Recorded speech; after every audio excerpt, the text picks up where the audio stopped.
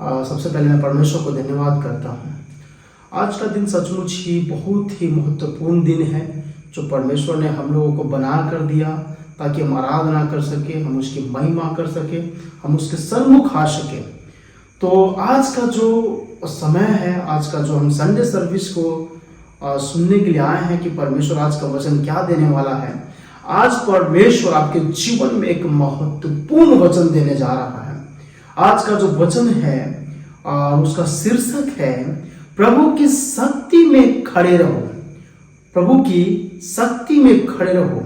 और आज का जो वचन है वो लिया गया है इफिसियों 6 उसका 10 से 18 पद तक। इफिसियों 6 उसका 10 से लेकर 18 पद तक।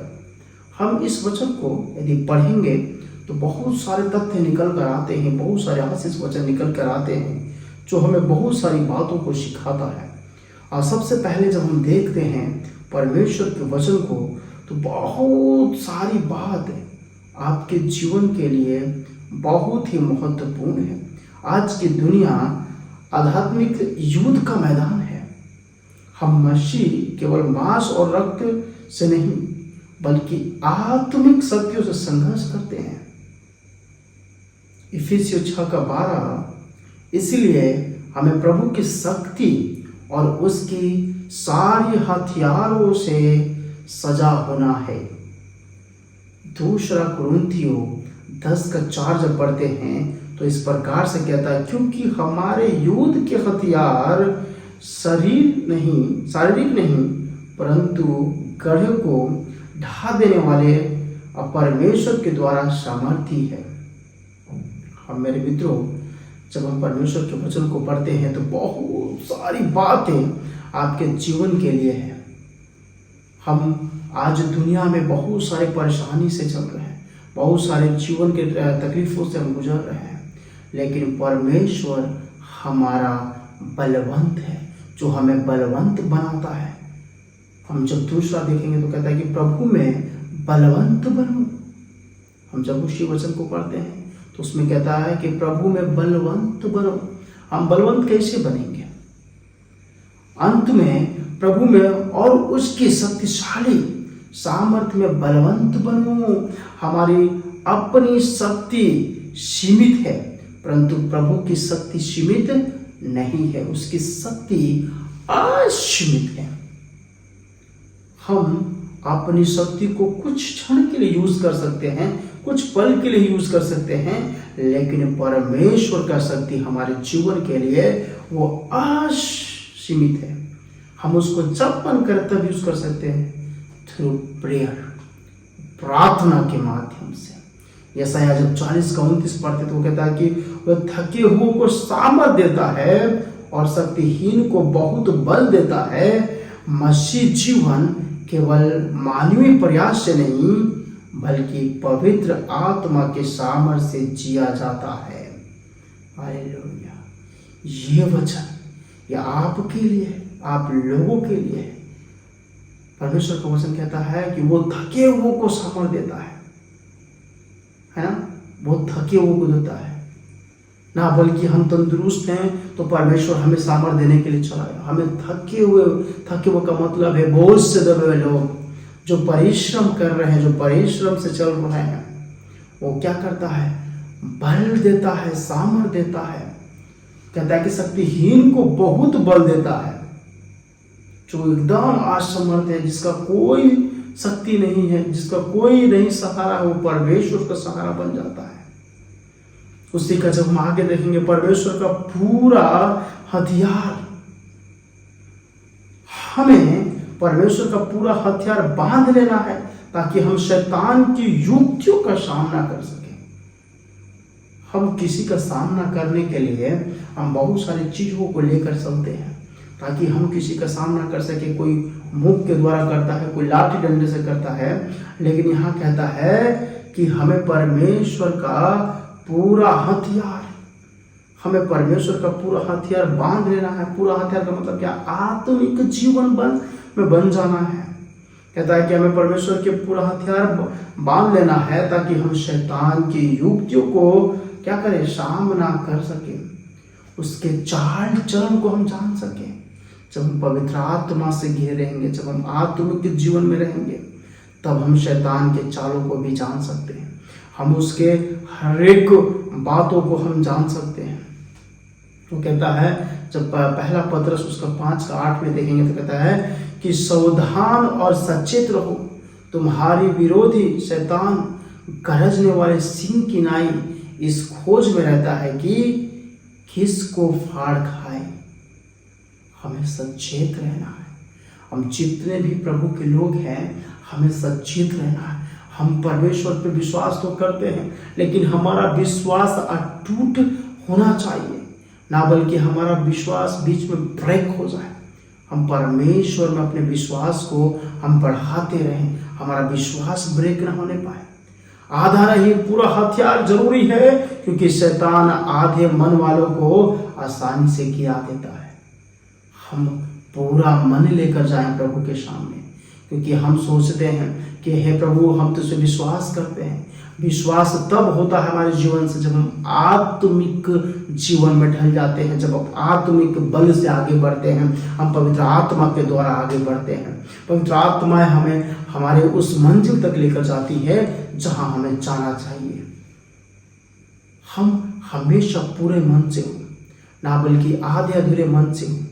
यदि आप कहीं जाना है आपको फंक्शन में, तो आप ये नहीं कि चलो हाँ पैंट तो पहन लिया, शर्ट तो पहन लिया, जूता नहीं पहनेंगे। अरे मित्रों, हम पूरा सजते संवरते हैं। हमें परमेश्वर ने भी अपने आप को पूरा सजना संवरना है, अपने आप को आत्मिक जीवन से सजना संवरना है। युद्ध किससे है? हमारे जीवन में युद्ध किससे है? हमारा मूल युद्ध मांस और रक्त से नहीं है। हमारी लड़ाई इंसानों से नहीं, आत्मिक अधिकार की शक्तियों से नहीं।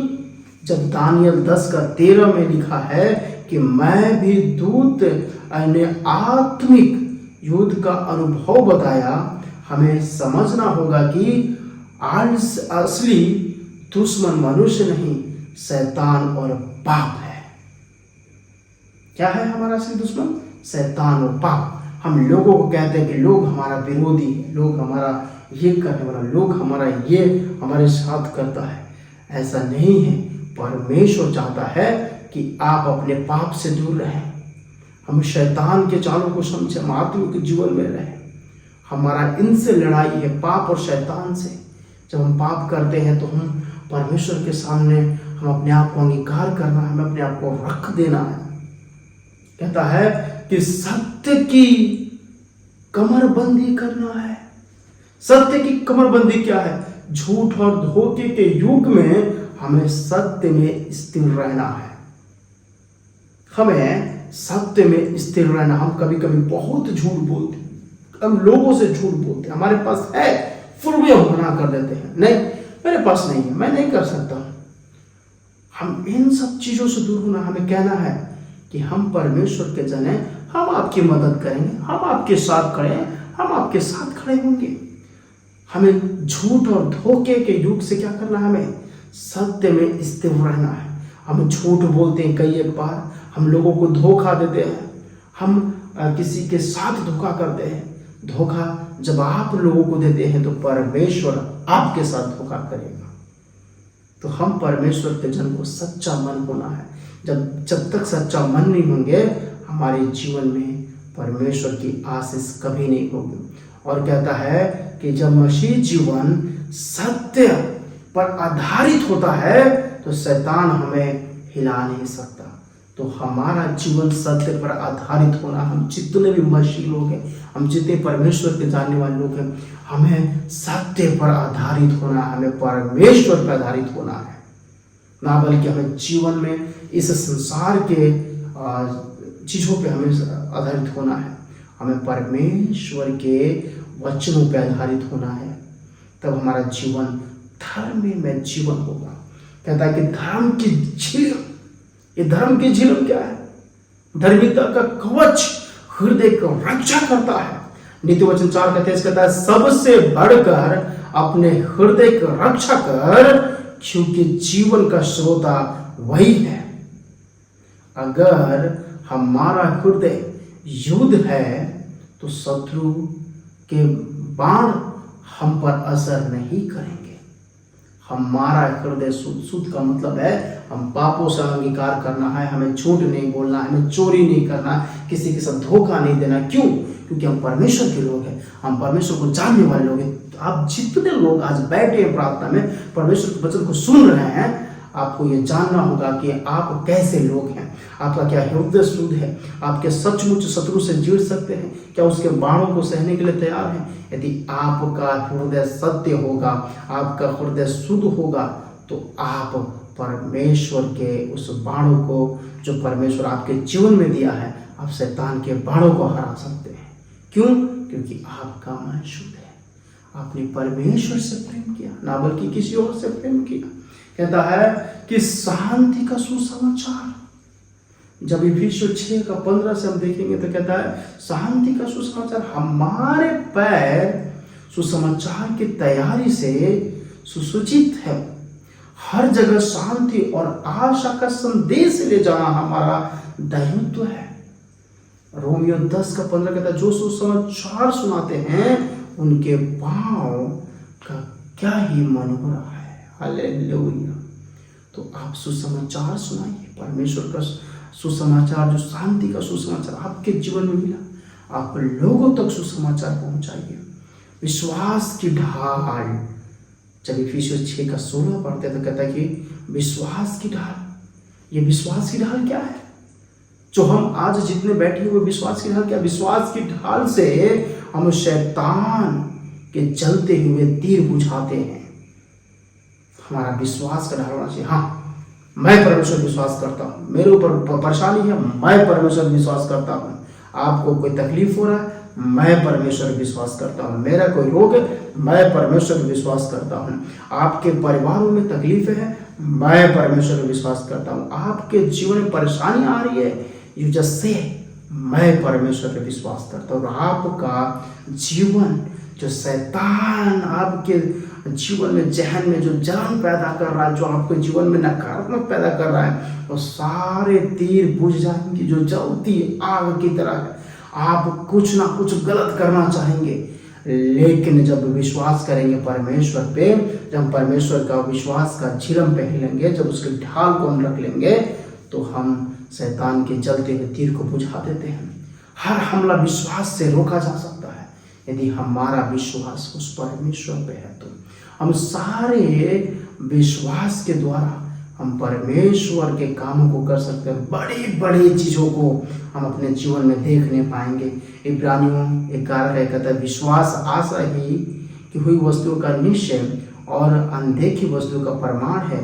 कठिनाइयों में भी कहना मेरा परमेश्वर विश्वास योग्य है। हालेलुया। आप जब कठिनाई में हो तब आप कहें कि मेरा परमेश्वर विश्वास योग्य है, मेरा परमेश्वर विश्वास योग्य है। उद्धार का टोप पहना हमें, वचन कहता है कि उद्धार का टोप पहन। जितने में लोग हैं हमें उद्धार का टोप पहना। इफिसियों जब 6:17 में देखेंगे, यह हमारे मन और विचारों की रक्षा करता है। उद्धार का आश्वासन हमें हर निराशा से बचाता है। रोमियो 8 कहता है कि अब जो मसीह यीशु में हैं उन पर दंड की आज्ञा नहीं। हालेलुया। उद्धार हमारे जीवन को मजबूत बनाता है, हमारे जीवन को आशीष की ओर लेकर जाता है। आत्मा की तलवार, हम जानते हैं कि आत्मा का तलवार क्या है। कहता है कि वचन जब हम आत्मिक रूप से पढ़ते हैं, आत्मिक ग्रहण करते हैं, तो कहते हैं कि शत्रुओं को काट डालता है, शैतान दूर भागता है, शैतान आपसे डरता है। कहता है कि बाइबल हमारा हथियार है। यीशु ने जंगल में शैतान को हर बार वचन से उत्तर दिया। हमें भी परमेश्वर के वचनों को जब हम पढ़ेंगे तो हर एक जो हमारे जीवन में कठिनाई आएगा, हम वचन से उसका सामना कर पाएंगे। हमें वचन को पढ़ना, याद रखना और प्रयोग करना है। प्रार्थना इफिसियों 6:18 में कहता है कि हम प्रार्थना हमारे हथियारों को सामर्थ देती है। बिना प्रार्थना के मसीह जीवन निर्भर हो जाता है। फिलिपियों 4:6 कहता है किसी भी बात की चिंता मत करो, परंतु हर एक बात में तुम्हारी विनतियों धन्यवाद के साथ प्रार्थना और विनती के द्वारा परमेश्वर के सम्मुख उपस्थिति की जाएगी। हालेलुया। और हम लास्ट में देखेंगे, कहता है कि जो इसका वचन का निष्कर्षण है, वो कहता है कि हम एक आत्मिक सेना का हिस्सा है। अगर हम प्रभु की शक्ति में खड़े रहेंगे तो शैतान हमसे डरता है। याकूब 4:7 कहता है कि इसीलिए परमेश्वर के अधीन हो जाओ, शैतान का सामना करो तो वह तुम्हारे पास से भाग जाएगा। हम अपने जीवन में ये चीज बातें याद करें, 3 पॉइंट को हमेशा याद रखेंगे। वो कहता है कि क्या हम हर दिन परमेश्वर का पूरा हथियार पहनते हैं? जी हाँ, मैं परमेश्वर के हथियारों को पहनता हूँ। क्या हम सत्य, विश्वास और वचन में जड़ पड़े हुए हैं? जी हाँ। क्या हम प्रार्थना और सुसमाचार में सक्रिय हैं? आइए हम प्रार्थना करेंगे। महान जीवितकारी पिता परमेश्वर यहोवा, हम प्रार्थना करते हैं कि जितने लोग आज के वचन को देख रहे हैं प्रभु, तेरे सामर्थ के द्वारा, तेरे आशीष के द्वारा प्रभु, लोग आत्मिक झिलम को पहनने पाए प्रभु, तुझसे आशीष पाने पाए मेरे परमेश्वर। हे प्रभु, हमें अपनी शक्ति में बलवंत कर, हमें हर दिन तेरे पूरा हथियार पहनने में सहायता दे, ताकि हम पाप, शैतान और अंधकार पर जय पाए और तेरे राज्य के गवाही देने पाए। हालेलुया, आमीन।